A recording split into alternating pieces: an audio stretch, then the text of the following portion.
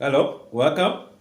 Question number 5 of WASSCE 2025 February edition.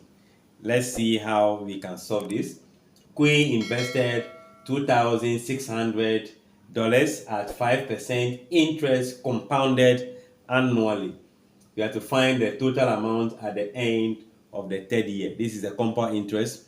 Remember our tutorial on compound interest. And with that, we have two approaches, the step-by-step calculation and the formula. Today, I'll be going straight to the formula. You can try the step-by-step in the comment section. Remember, we need to find the principal or the initial amount. And the principal is given to us as $2,600.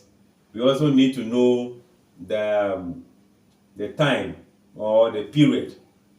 If I use period, in this case we can use N, and that is going to be 3 years. What again do we need? We need a rate, which is R, and the rate is given to us as 5%.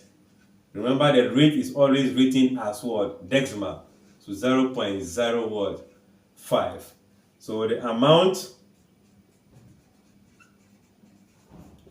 A that we are looking for is what we need. So amount A equals to principal into bracket 1 plus R raised to the power of what? N.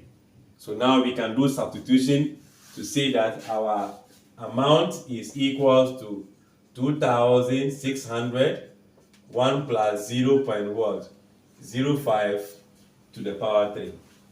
And if you continue to simplify, in the bracket is 1 plus 0.05. That should be 1.05 raised to the power 3. So all you need to do is to put that in your calculator as a whole as it is. 2,600 into bracket 1.05 all raised to the power 3. And that will give you 3,009. I think, yeah, that will be 3,009.83. So therefore, by conclusion, we can see that the amount at the end of the 3 years is going to be 3,009.83 cents. This is dollar and this is cent.